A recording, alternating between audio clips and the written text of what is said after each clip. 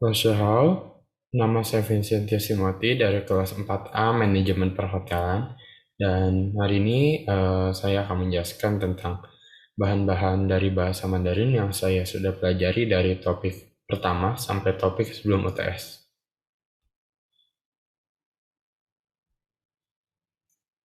Jadi bahan-bahan yang saya akan jelaskan hari ini ada yang pertama adalah waktu, yang kedua ada tai, yang ketiga ada yo titik-titik yo, yang keempat ada yo itir atau itir saja, yang kelima ada haishe atau hoce, yang keenam ada cenme, yang ketujuh ada chengcai, yang kedelapan ada direction atau arah.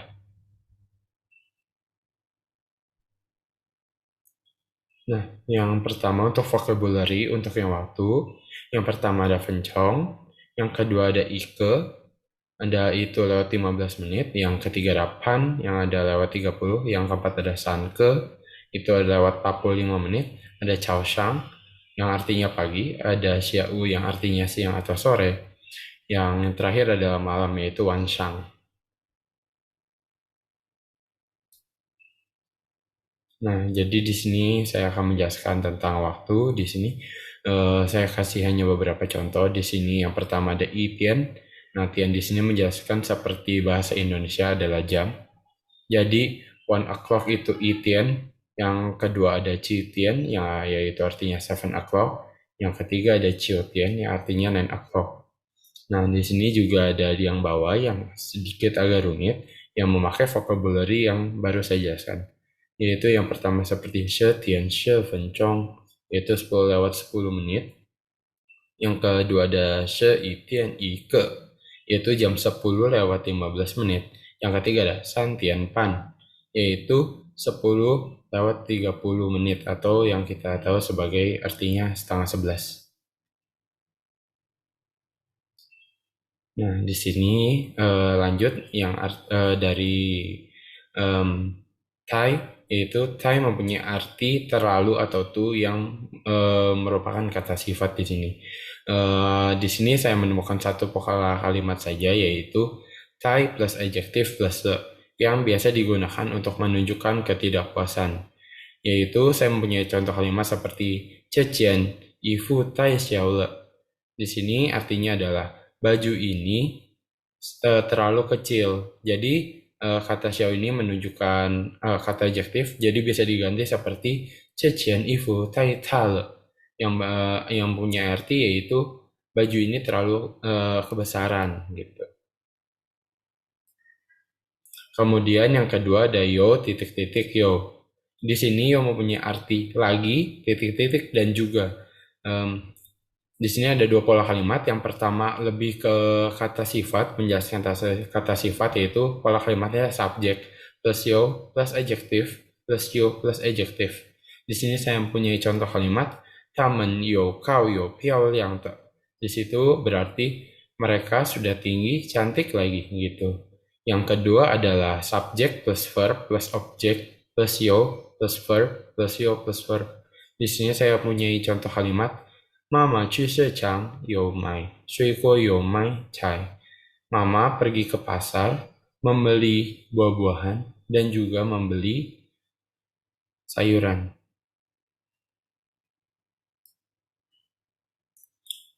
Yang selanjutnya ada yotier.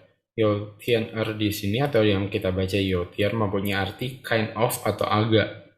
Nah, ada satu pola kalimat saja yaitu subjek plus yo plus tier plus adjektif. Nah, di sini bisa dipakai dan bisa tidak tergantung dari kalimatnya. Dan untuk pola kalimat ini biasanya menunjukkan ketidakpuasan. Nah, saya ada dua contoh kalimat. Yang pertama adalah 昨天我有点不舒服. Kemarin saya merasa kurang enak badan. Yang kedua ada 这件衣服有点小了. Baju ini agak kekecilan. Nah, yang kedua ada itir. Di sini itnr atau kita sebut itir mempunyai arti a little atau a bit atau sedikit yang lebih mengarah ke kata sifat. Pola kalimat pertama adalah adjektif plus itir, yaitu saya punya contoh kalimat 今天我觉得好一点. Tadi saya lebih merasa baikan. Ada pola kalimat kedua juga, yaitu itien atau itier plus noun. Di sini saya punya contoh kalimat, 姐姐会一边说中文和英文，di mana artinya adalah kakak perempuan bisa berbicara sedikit bahasa Mandarin dan juga bahasa Inggris. Selanjutnya ada haishe dan juga hoce. Haishe di sini dan hoce mempunyai arti yang sama, yaitu atau. Nah, tapi perbedaannya adalah di mana haishe itu untuk kalimat pertanyaan, sedangkan hoce untuk kalimat pernyataan. Jadi haishe di sini punya pola kalimat subjek plus a plus haishe plus b plus tanda tanya. Nah, di sini contoh kalimatnya adalah Mama, nin yao he cha haishe cafe. Di sini artinya adalah Mama, Anda mau minum teh atau minum kopi. Nah, untuk yang hoce di sini pola kalimatnya sama tetapi tidak ada question mark.